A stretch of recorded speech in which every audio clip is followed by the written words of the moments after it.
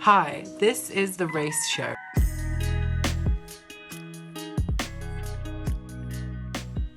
A show made by young people to explore the lives and views of the racial minorities in modern society. In today's episode, we'll be speaking to students about how COVID has impacted on their creativity. Later on, we'll be joining Jack, who will be interviewing Manisha Taylor. Then we'll be joining our friends over in China to see how COVID has impacted their studies.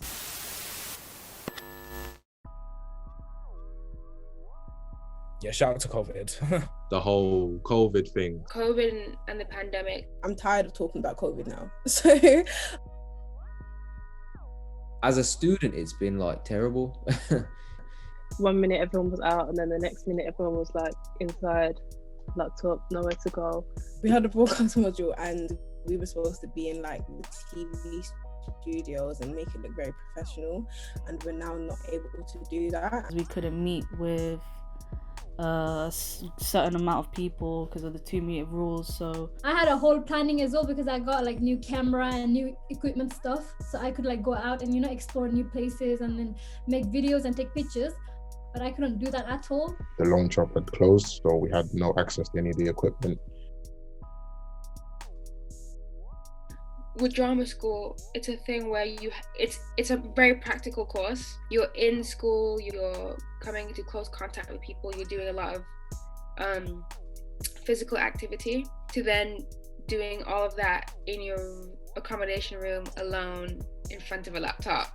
It's been horrible as a student, as a creative student. We're all about collaboration. I'm the type of person who likes to go out. When I'm outside, I think more better than when I'm inside the house. It would be a lot harder to complete projects. I feel like this is the year that I wanted to really like make people know who I am and know like what I can do.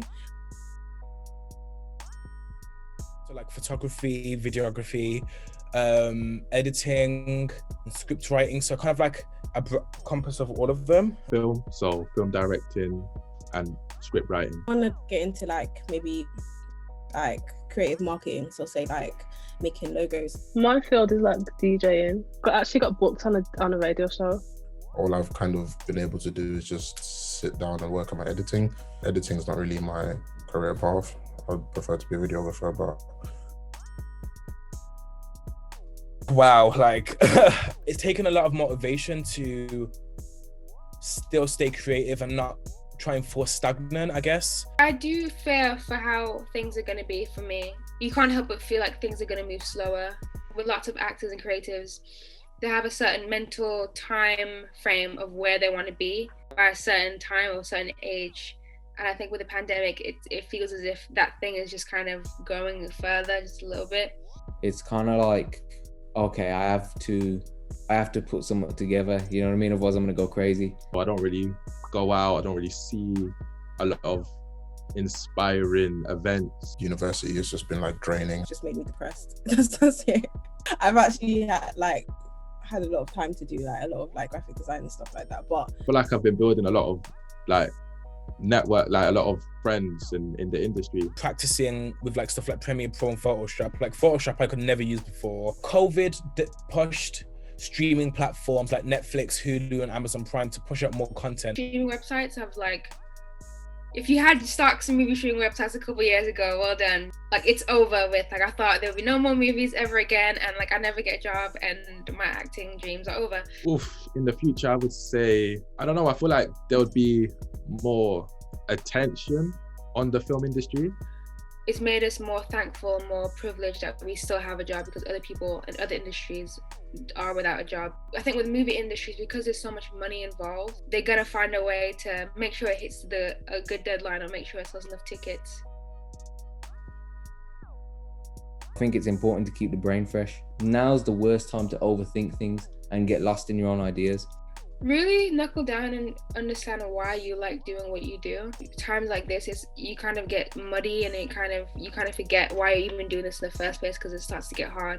don't think that because it's lockdown you can't get things done. Communicate more with other creative people. Just to, stay positive. Don't let this kind of let you fall stagnant when there's ways around it. So even if you feel like, oh, I'm not really getting commissions, I'm not really doing stuff, like just make your imagination run wild. When you've got like a craft, someone's always going to want to know how to do it. So if you teach someone Like if you put on lessons, like do little webinars, like you're making your little money on the side.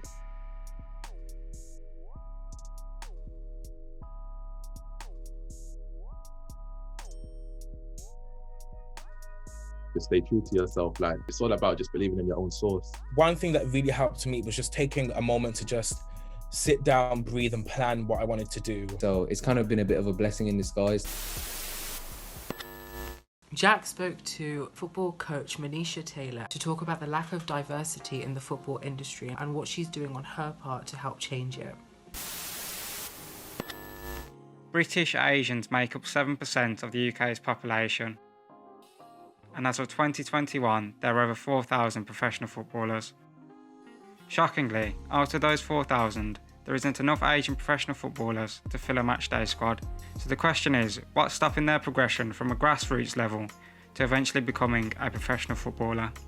So who better to speak to than Manisha Taylor, who is currently the lead foundation coach at the Championship club, Queen's Park Rangers, and as of right now, the only South Asian female coach in the game of men's professional football. Here's what she had to say about Asian representation. How do you feel about Asian representation in football? Do you think, obviously, I don't feel it myself as there's not enough of it right now, but I think there's slowly like a progression going on. They've seen a lot more Asian professional footballers are making it now. So how do you feel about that? I think role modeling is important, and like you said there, that it's great that we've got more South Asian footballers working. I would also say working within the game, maybe not necessarily the professional football game, but working in the game as a whole, across the football pyramid. And then you've got players equally as well now across the football pyramid. So you've got a number of players playing on league, you've got players from League One and onwards. And I definitely think that there's a shift generationally. There are a few players in the academy systems as well, and we've seen that recently, where it's come to light in press, which I think is great. Look, I'm not saying that by any means it's perfect and it's there yet. I still think that there's a long way to go, but I think that the fact that we've actually got some players show some success, and I think if we can use their stories to amplify the fact that it is a possibility, then people can see that, oh, well, hold on, there's actually people like me, that's within this arena, whether that be as a player or equally as a coach. And it can be difficult because initially when you're going along that pathway, so I think about myself, my inspirations had to come from me intrinsically being motivated to want to grow and develop. My experiences with my twin brother and him going through his illness, and then my mentors, so like Alex Welsh, Matthew Joseph, Chris Ramsey, being like pivotal, particularly me coming into the professional game, because I didn't see any Asian females or that many females, let alone, South Asian and Indian females. So my inspiration had to come from someone like Chris, who was willing to provide me with an opportunity to develop, but also somebody who understands diversity and has experienced adversities himself. Yeah, because you also have news of the Aston Villa defender Neil Taylor back in the PFA for like the scheme to bring in young Asian, like whatever to do with football coaches, footballing. So there's clearly now like an attempt, there's a surge going onwards to push towards that more diversity within football as well. Like you said, the culture, because now I have more people have brought up in the English culture about football. They're now taking their kids to watch games and then bringing them into football, as before it might have not been as much. So we are starting to see that shift towards it, and I think it's all good to see. Yeah, definitely. And I think, like you mentioned about there's schemes and there's governing bodies who are being a lot more active, and I think that's important. I think there's greater accountability now, and rightly so. People have been held to account. You've got those who have power and influence who are using their platforms and their voices. So, like you gave the example of Neil Taylor, and the scheme with the PFA is great because, if we can use the role models that we do have, because although there's few, we do have role models. So we do have success stories, and I think it's important to celebrate that. And then if we can amplify their voices, it can again, inspire other people, and hopefully more will then follow. Yeah. Have you experienced or heard of anyone that's gone for any discrimination that has ultimately prevented their journey into football? Yeah, loads. Look, I think that it would be naive to say that these things don't exist. Like we've mentioned before, we know that there's an inequality. We know that discrimination exists, because if it didn't, then we wouldn't have bespoke courses for people from diverse community groups. We wouldn't have schemes that governing bodies are now, putting into play. We wouldn't have diversity codes and quotas that organizations now have to live up to. There's greater accountability. We wouldn't have that, because it would just be part and parcel of what people do, and it would be encompassed and ingrained within different environments. So yeah, of course, I have, I've experienced it myself. But like I said, what's important is that you have to find ways of managing the indifference. So that when I talk about managing indifference, that could be through allies, that could be through mentoring, people who can help you, people who are experienced within the game, who can help you find ways of being able to navigate your way through this environment, so that you can remain bold and resilient, so that you are not fearful, and so that you're not driven away simply because you don't see many people like you. And I think that's crucial, getting allies, who are going to help you, male or female, having mentors who are experienced in the game that can help you, provide you with strategies and tools that you'll need. Now we'll be taking a look on what life's been like for students in China and how things have changed since the beginning of the pandemic. 大家好，我是这次采访的记者。现在我在菏泽的一所高中。新冠正在影响全球，对于中国来说，疫情对我们国家的影响是非常深远的。现在我要和这些高中的学生们谈谈他们对疫情的看法。你认为疫情对你的学习有什么影响？没有太大影响，天天在家待着。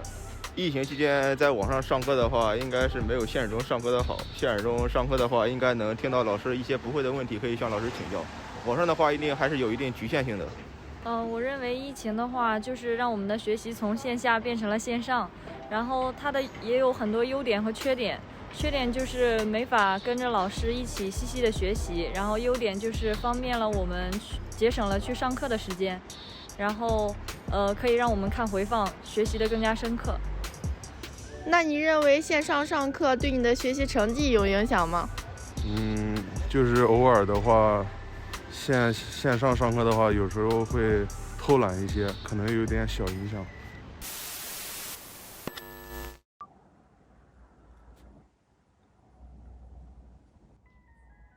I'm waiting for you to ask the question. Like, because of this COVID, it kind of helped me to I don't know how to say it, but it helped me to. Jay, give me the word. Like, how do I say that? I don't know, man. Do you want me to say the sentence again? Hold on. Just to pronunciate my words better. Okay. What was the question again? It took me so long.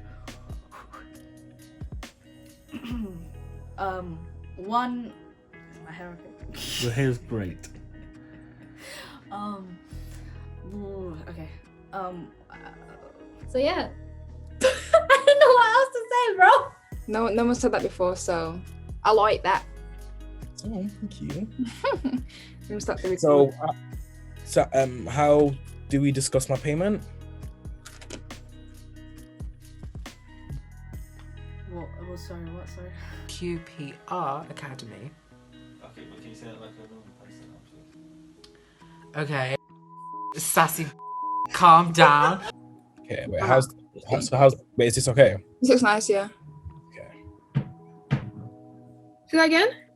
Well, I've been in my house. I've just been in my house. So